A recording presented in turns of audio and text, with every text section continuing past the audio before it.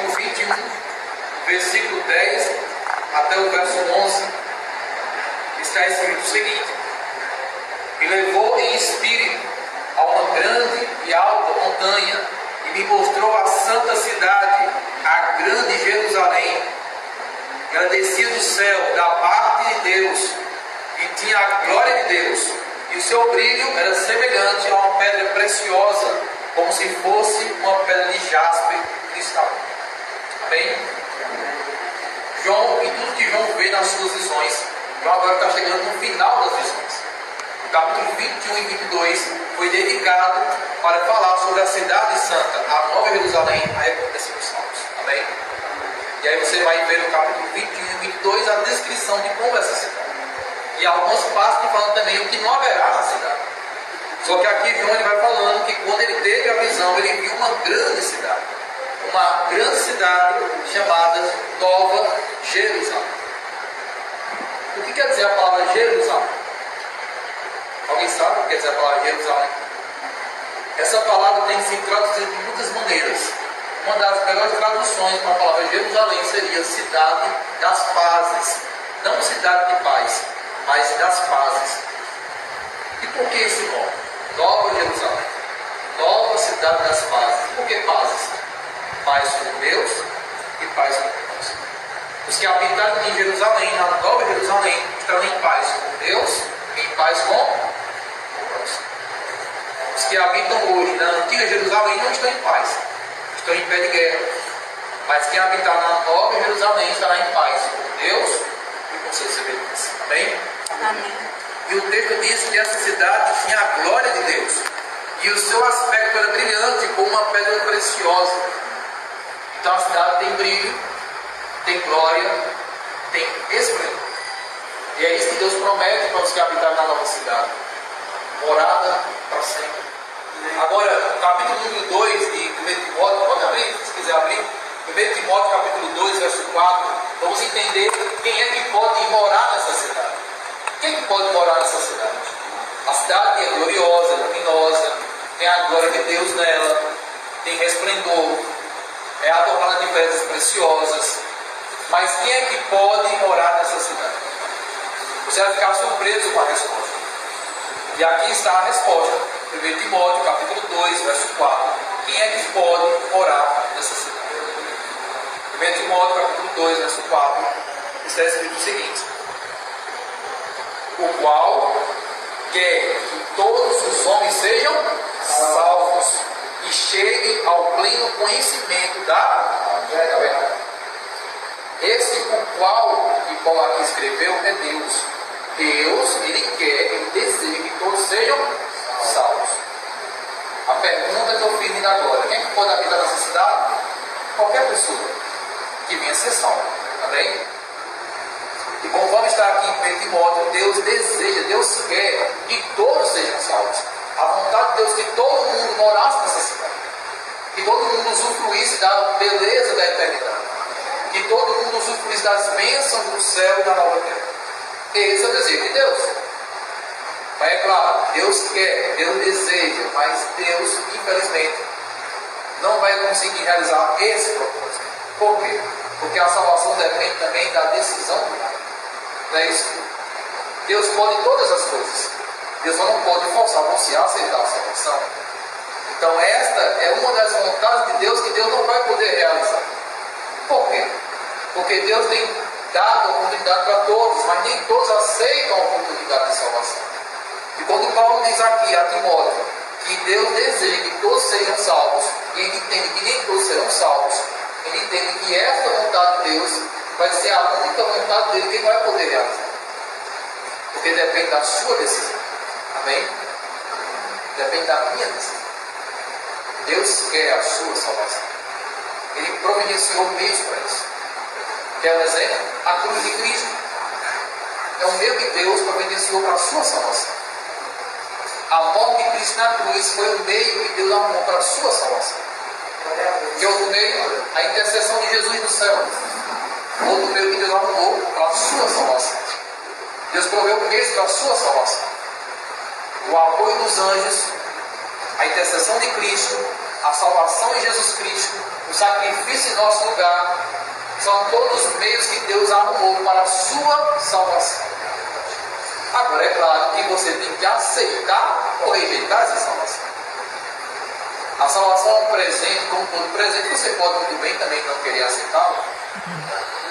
Mas quando você não aceita um presente, o nome disso é o quê? É desfeita, é descortês não aceitar um presente. E descortês é, com toda certeza, você não aceitar o maior de todos os presentes. Que é qual? A salvação.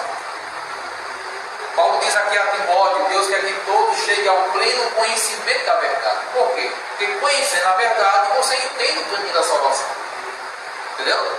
Se Deus quer a sua salvação, quer que você conheça a verdade. Conhecendo a verdade, você conhece o caminho da salvação e você será salvo. Quantas coisas Deus fez para você poder se salvar? Muitas. Agora, se você vai ou não habitar na cidade, bem, a decisão é sua. E cada uma de nossas decisões ou vai nos preparar para a salvação ou vai nos desqualificar para a salvação. Olha só o que está escrito aqui em Apocalipse, capítulo 21, verso 3. Todos estão entendendo a minha vida, está claro? Amém? Amém. Olha só o que está aqui no capítulo 21, verso 3 de Apocalipse. Diz o seguinte, olha só. E ouvi uma grande voz vinda do trono que dizia: eis o tabernáculo de Deus com os homens. Deus habitará com eles, e eles serão povos de Deus, e Deus estará com eles. Você irá morar com o próprio Deus. Naquele dia não haverá mais direita ou esquerda política. Haverá apenas a justa, correta monarquia celestial. Ou seja, Deus, o Rei Supremo. Não haverá corrupção, nem desvio de verbas. Haverá apenas um governo único em toda a terra. E esse governo eu posso garantir, não vai ter corrupção. Porque o juiz desse governo, o rei desse trono, é o Senhor Deus. E tudo que faz é pelo bem dos seus filhos. Amém? E aqui diz que a cidade santa é o tabernáculo de Deus com os homens. O que é o tabernáculo? Você vai lá para o Antigo Testamento, você descobre que o tabernáculo é o lugar que o povo ia para ter encontro com Deus. Na cidade santa você vai encontrar-se na presença de Deus. Amém? Não é mais o Shekinah, a fumaça milagrosa que aparecia em cima da arca, não. É o próprio Deus sentado no trono. Não é mais a presença do Espírito Santo apenas em seu coração, mas será o próprio Deus ali, triuno, Pai, Filho e Espírito Santo ali na cidade santa. E você habitará com Ele. Você morará com Deus. Algumas pessoas pensam, mas é muito bom para ser verdade. Um lugar sem sofrimento, sem morte, sem lágrimas, sem angústias, sem perdas, sem doenças. Parece ser muito bom para ser verdade. Os antigos contos de fadas diziam assim no final da história, né? E viveram felizes para sempre. E ainda associou felizes para sempre com conto de fada. Mas na verdade, felizes para sempre não é um conto de fada. É uma realidade profética. E habitarão com Deus e irão viver felizes para sempre. E como diz sempre, é sempre mesmo. Quando se passar o primeiro 1 bilhão de anos na eternidade, você vai esperar o próximo 1 bilhão de anos na eternidade. Milhares e milhares, milhões e milhões de anos na presença de Deus. Amém? Amém. Isso é bom estar aqui, entre irmãos, louvando a Deus. Melhor será você estar na presença física do próprio Deus, louvando a Ele, acompanhando o coro de anjos, serafins e querubins. Amém? Eu ainda canto desafinado, eu reconheço, mas no céu eu vou cantar ali. Amém? E naquele dia você vai cantar entre os serafins e querubins, na presença do próprio Deus, sem imperfeições de voz, sem imperfeição de dicção. E o texto sagrado nos diz que habitarão com Deus e Deus estará com eles. Nesse mundo, quantas vezes você se sentiu desamparado por Deus, homens? O pecado, o diabo, as provas, faz você muitas vezes clamar que nem Cristo na cruz: Deus meu, por que me desamparou? Você parece que Deus lhe abandonou muitas vezes, mas sabe uma coisa? Deus nunca lhe abandonou. As dúvidas que vêm ao seu coração é apenas consequência desse mundo de treva que ofusca a face de Deus na sua face. Para aquele dia Deus estará com você. Você nunca mais se virá desamparado, nem abandonado, porque Deus estará com você para sempre. Amém? Diz a Bíblia que muitos que vão para o céu e para a nova terra também foram nesse mundo perseguidos, foram abandonados, foram enxotados, mas naquele dia serão acolhidos na presença de Deus. Aleluia. Para todos. Amém?